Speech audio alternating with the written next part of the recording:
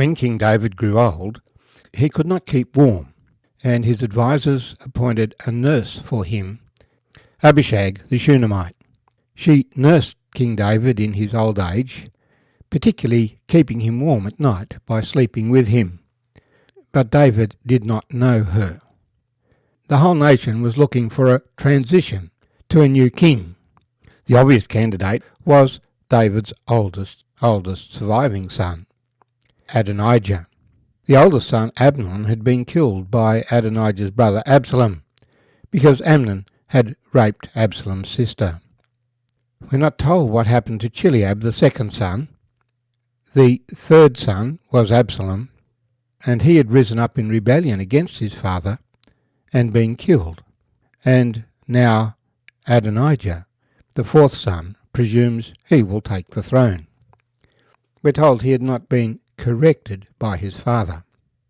But there was another son who was much younger than Adonijah, only 20 years old, and that is Solomon. And David had promised to Bathsheba that Solomon would be the next king. And it seems everybody knew this. Adonijah sought to preempt that situation by proclaiming himself king, in a conspiracy that involved Abiathar, one of the chief priests, and Joab, the head of the army. They secretly invited all the princes except Solomon and the leading citizens to a dinner to have himself proclaimed king. But Nathan the prophet heard of it and advised Bathsheba to tell the king. And so David had Solomon proclaimed king by Nathan the prophet, Zadok the priest, Benaiah and the palace guard. And so Solomon took up the throne. As the time of death for David grew near, he told Solomon, we read in 1 Kings chapter 2, now the days of David drew near that he should die, and he charged Solomon his son, saying, I go the way of all the earth. Be strong therefore, and prove yourself a man, and keep the charge of the Lord your God, to walk in his ways, to keep his statutes, his commandments, his judgments, and his testimonies, as it is written in the law of Moses, that you may prosper in all that you do, and wherever you turn, that the Lord may fulfill his word which he spoke concerning me, saying, if your sons will take heed to their way, to walk before me in truth with all their heart and with all their soul, he said, you shall not lack a man on the throne of Israel. Moreover, you know also what Joab the son of Zeruiah did to me, and what he did to the two commanders of the armies of Israel, to Abner the son of Ner, and Amasa the son of Jether, whom he killed. And he shed the blood of war in peace, and put the blood of war on his belt that was around his waist, and on his sandals that were on his feet. Therefore do according to your wisdom. Do not let his grey hair go down to the grave in peace, but show kindness to Barzillai the Gileadite, and let them be among those who eat at your table. For so they came to me when I fled from Absalom your brother. And see, you have with you Shimei the son of Gera, a Benjamite, from Bahurim, who cursed me with a malicious curse on the day that I went to Mahanaim. But he came down to meet me at the Jordan, and I swore to the Lord, saying, I will not put you to death with the sword. Now therefore do not hold him guiltless, for you are a wise man, and know what you ought to do to him, but bring his grey hair down to the grave with blood. My name's Arthur, and I thank you for joining me as we share further from 1 Kings chapter 2. So David asked Solomon to deal in particular with Shimei and Joab, and to honour the sons of Barzillai the Gileadite.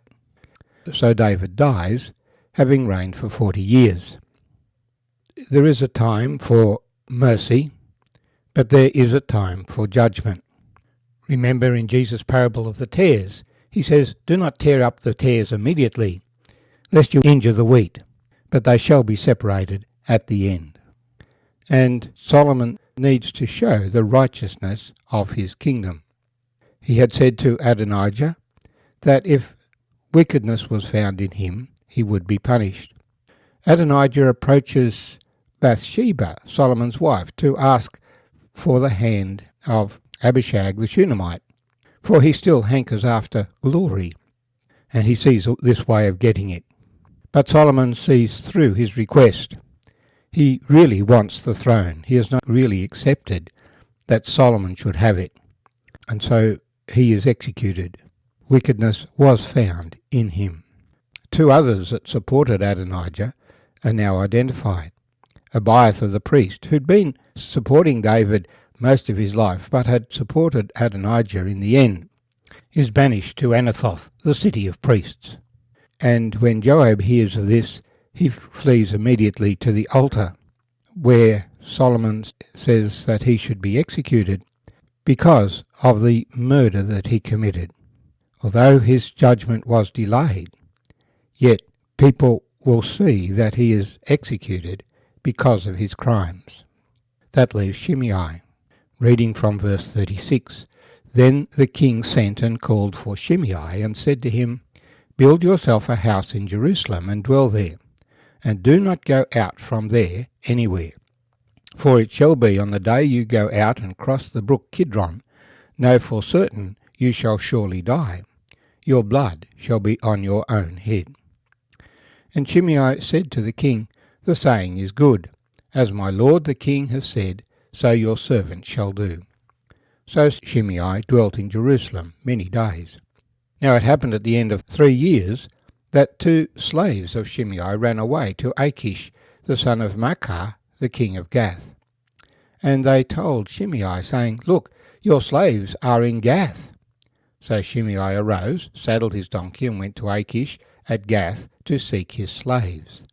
And Shimei went and brought his slaves from Gath. And Solomon was told that Shimei had gone from Jerusalem to Gath and come back. Then the king sent and called to Shimei and said to him, Did I not make you swear by the Lord, and warn you, saying, Know for certain that on the day you go out and travel anywhere, you shall surely die? And you said to me, The word I have heard is good. Why then have you not kept the oath of the Lord and the commandment that I gave you? And the king said moreover to Shimei, You know, as your heart acknowledges, all the wickedness that you did to my father David. Therefore the Lord will return your wickedness on your own head. But King Solomon shall be blessed, and the throne of David shall be established before the Lord forever. So the king commanded Benaiah the son of Jehoiada, and he went out and struck him down, and he died. Thus the kingdom was established in the hand of Solomon. Although judgment be delayed, there is a time of judgment, and those who rebel against the Lord's servants will in their time be judged. Joab and Shimei were leading citizens, and there was always going to be an issue while they were around. Also there would be an issue with Abiathar. But the Lord has a time of judgment. Some people sin and are caught and identified and punished quickly. Others may have their sin hidden for 50 years. Some, indeed, it may not be detected while they are alive. But God ultimately will bring judgment on every man for the things that we have done. All believers shall stand before the judgment seat of Christ to receive the things done in the body, whether good or evil. And the dead, great and small, will stand before the great white throne and be judged according to what they have done, what is recorded in the books. And anyone whose name is not written in the Lamb's book of life will be cast into the lake of fire. This is why we need the gospel. There are consequences of sin in this world, but there are also consequences in the world to come. We must pay our debts here, but the Lord Jesus has paid the debt for every man, that whoever believes in the Lord Jesus should not perish but have everlasting life. For Jesus declared that every sin against the Son of Man, against God, can be forgiven, but those who disobey the gospel are cast into everlasting destruction.